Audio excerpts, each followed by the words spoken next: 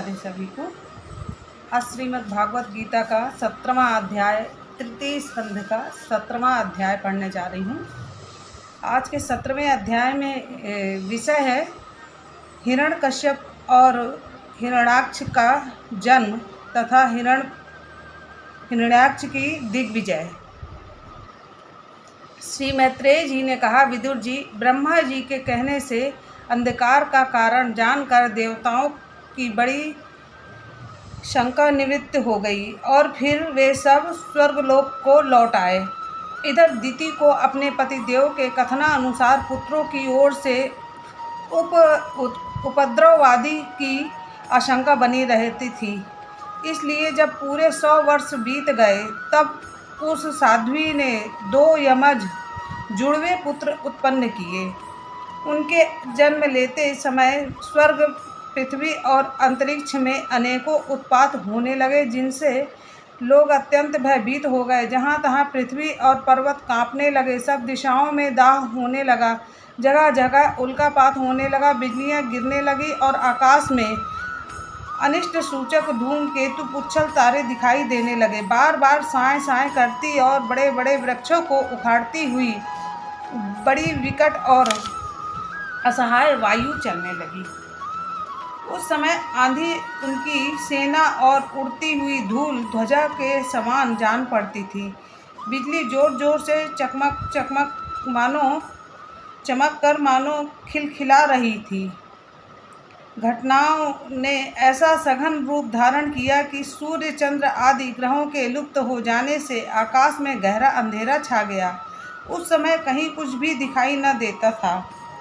समुद्र दुखी मनुष्य की भांति कोलाहल करने लगा। उसमें ऊंची ऊंची तरंगें उठने लगी और उसके भीतर रहने वाले जीवों में बड़ी हलचल मच गई। नदियों और अन्य जलाशयों में भी बड़ी खलबली मच गई तथा उनके कमल सूख गए। सूर्य और चंद्रमा बार बार ग्रसे जाने लगे तथा उनके चारों ओर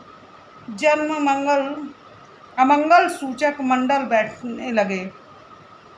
बिना बादलों के ही गरजने का शब्द होने लगा तथा गुफाओं में से रथ की घड़घड़ाहट सा शब्द निकलने लगा।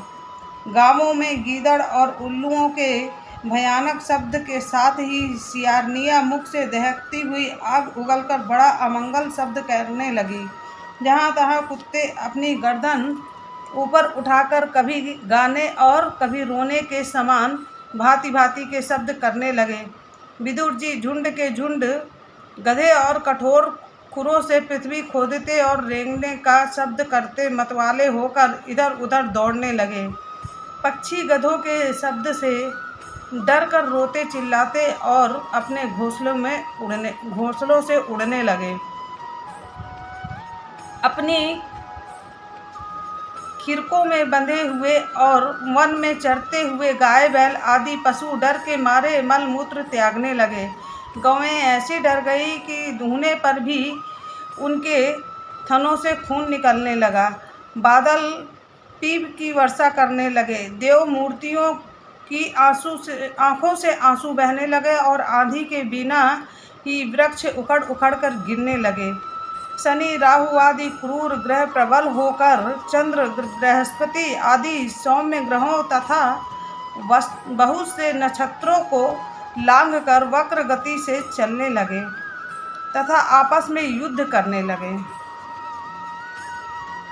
ऐसे ही और भी अनेकों भयंकर उत्पात देखकर शंकादि के सिवा और सब जीव भयभीत हो गए तथा उन उत्पातों का मर्म न जानने के कारण उन्होंने यही समझा कि अब संसार का प्रलय होने वाला है। वे दोनों आदित्य दैत्य जन्म के अनंतर शीघ्र ही अपने फौलाद के समान कठोर शरीर से बढ़कर महान पर्वतों के सदृश हो गए तथा उनका पूर्व पराक्रम भी प्रकट हो गया। वे इतने ऊंचे थे कि उनके सुवर्णमय मुकुटों का अग्रभाग स्वर्ग को स्पर्श करता था और उनके विशाल शरीर से सारी दिशाएं आच्छादित हो जाती थी।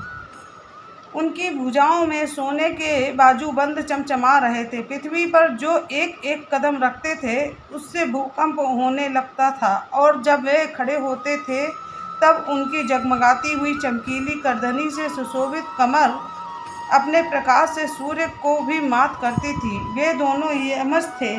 प्रजापति कश्यप जी ने उनका नामकरण किया।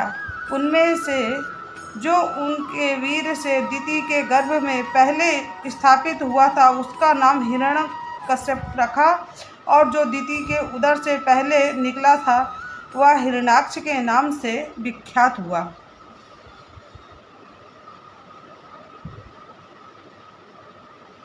देखिए, ये दिति के गर्भ में जब ये दो पुत्र आए तब उनको बता दिया गया था कि आपके ये दो पुत्र बहुत उत्पात मचाएंगे धरती पे आके। तो वो इस डर से कि वो धरती पे आके उत्पात मचाएंगे तो अपने पुत्रों को 100 वर्ष तक अपने गर्भ में रखा, उनको जन्म ही नहीं दिया। जब 100 वर्ष के बाद उनका जन्म हुआ तो इस तरह से धरती पे वायु, आकाश, पाताल सब हिलने डुलने लगे। हिरण्यकश्यप ब्रह्मा जी के घर से मृत्यु भय से मुक्त हो जाने के कारण बड़ा उद्धत हो गया था। उसने अपनी भुजाओं के बल से लोकपालों के सहित तीनों लोगों को अपने वश में कर लिया।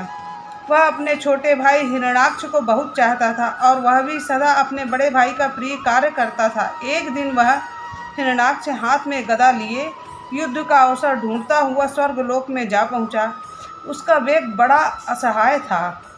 उसके पैरों में सोने के नुपुरों की झनकार हो रही थी, गले में विजय सूचक माला धारण की हुई थी और कंधे पर विशाल गदा रखी हुई थी। उसके मनोबल, शारीरिक बल और ब्रह्मा जी के वर ने उसे मतवाला कर रखा था, इसलिए वह सर्वथा निरंकुश और निर्भय हो रहा था। उसे देखकर देवता लोग डर के मारे वैसे ही जहां तहां छिप गए, जैसे गरुड़ के डर से सांप छिप जाता है।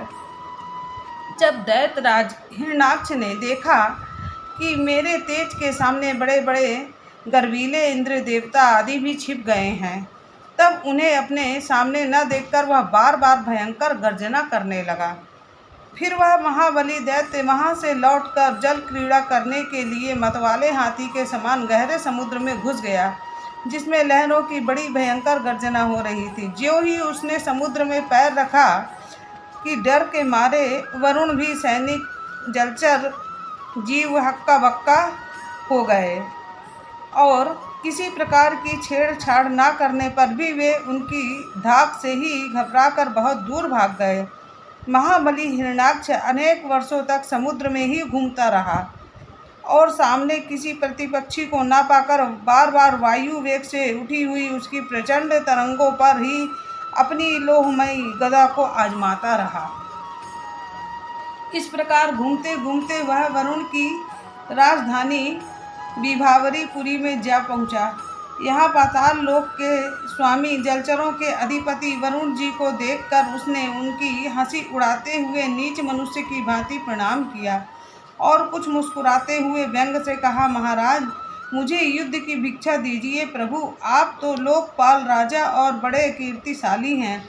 जो लोग अपने को बांका वीर समझते थे उनके वीर मद को भी आप चूर्ण कर चुके हैं, और पहले एक बार आपने संसार के समस्त दैत्य दानवों को जीत कर राजसूय यज्ञ भी किया